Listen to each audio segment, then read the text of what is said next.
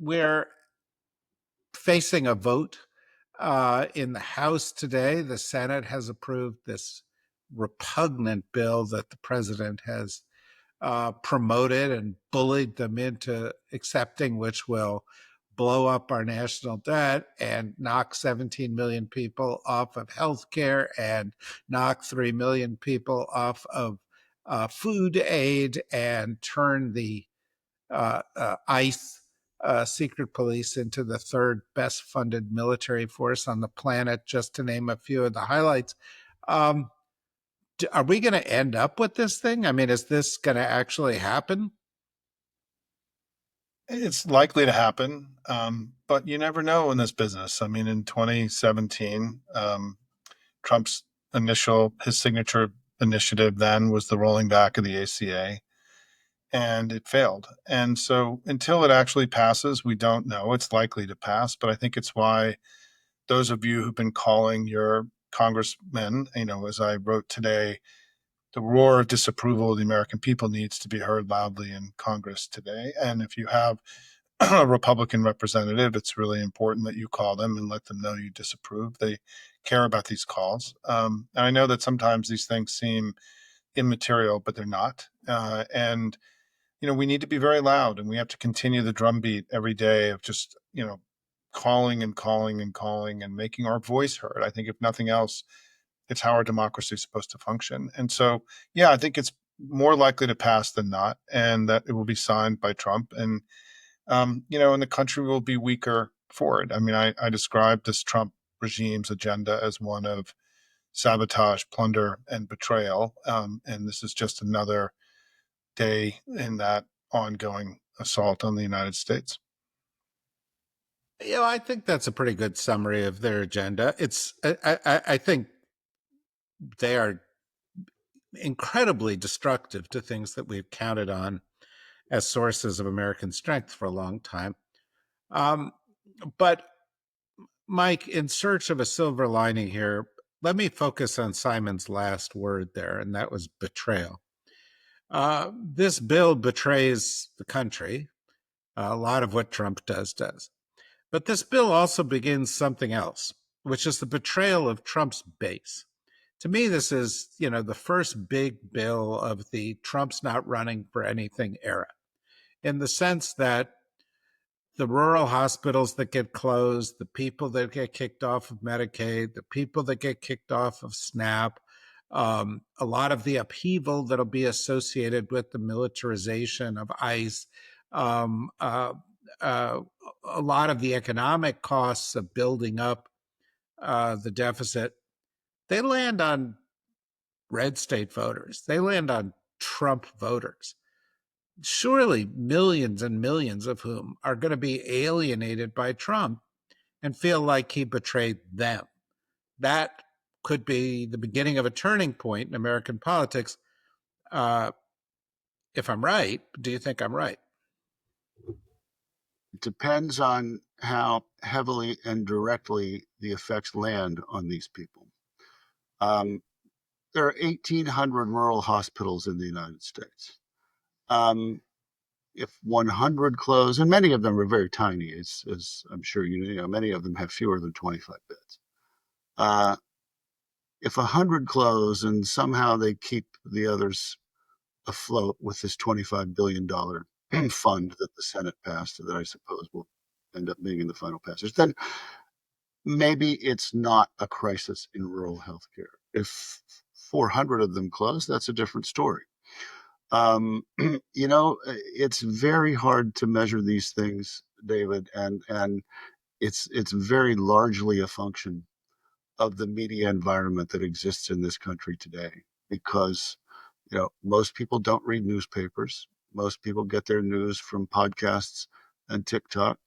Uh, the people who watch TV news, a good half of them watch a certain TV news channel that is not telling them the truth about any of this stuff. So, unless people really feel it directly, they might not hear about it. They might not even know. They might, in fact, be told the opposite, that everything's going great, that gasoline is below $2 a gallon in 5 states, which he tried to say today, which it's not.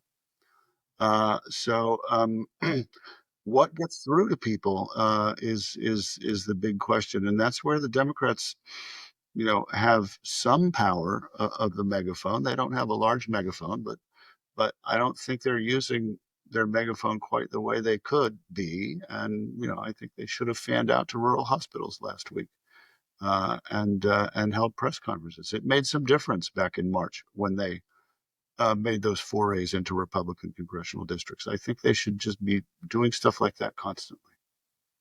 So, Ed, I want to pick up on what Mike said,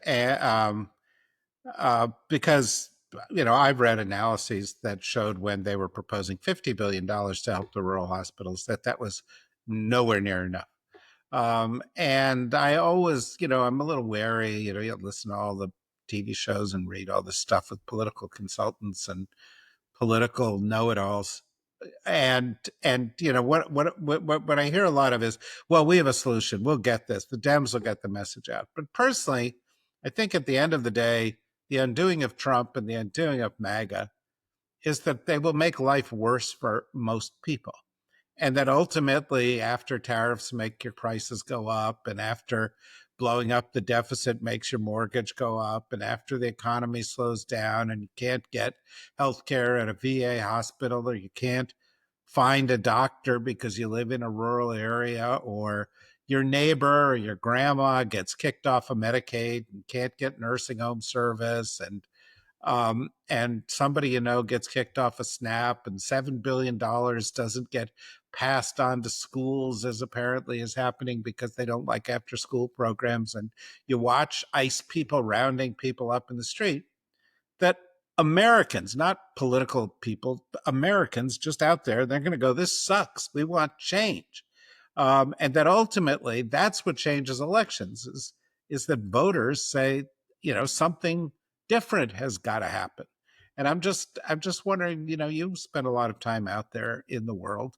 What's your sense of how likely that is to happen? Yeah, I mean, we're moving into a sort of moderate stagflation numbers in the economy. So rising inflation is going to be softer labor market. Look at the LA Port Authority's sort of container terminal traffic that's going down. There will be emptier shelves. There will be higher prices.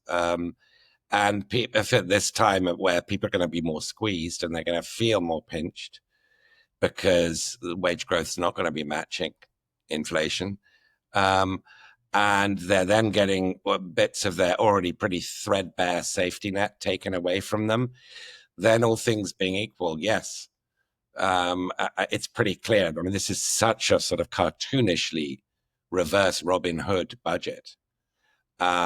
Even the Democrats can't screw up the messaging on this, is my assumption. Now, I understand, you Simon mentioned the failed. By the way, for sure, that's what I want to call this podcast. Keep going. Go. Oh, Even the Democrats can't screw up the message. Yeah, go on. I mean, Simon mentioned the failed attempt to repeal the ACA. And that, I mean, correct me if I'm wrong, Simon, that did contribute. It failed, but it nevertheless did contribute to Trump's 2018 midterm defeat, Yep. Republican defeat. And I think it's pretty clear that even though George W. Bush's attempt to partially privatize Social Security in 2005 also failed, was withdrawn, that contributed to the 06 sweep that Nancy Pelosi led. So I mean, you'd have to believe if this thing passes, well, that's a lot worse than bad things that failed that did have an impact. But maybe all things aren't equal. I mean, the information environment. I mean, didn't you coin the phrase infodemic, David? I Is it did, and that? thank you for mentioning my only accomplishment in my life. But yeah, go on. No, that's one of your many neologisms. Yeah, There should be a Rothkopf dictionary. yeah, there should. I mean, we are living in different information environment even than 2017. So I can't sort of confidently say the obvious person whose fingerprints are on the dagger is going to get arrested for this homicide. But all you need is, you don't need the true believers. You need the independents who voted for Trump, and you need some of the more soft sort of Trumpian voters. And all you need is them not to vote, or some of them to vote Democratic, and that totally changes the election. So if there are free and fair elections, I think Trump will pay a price for this.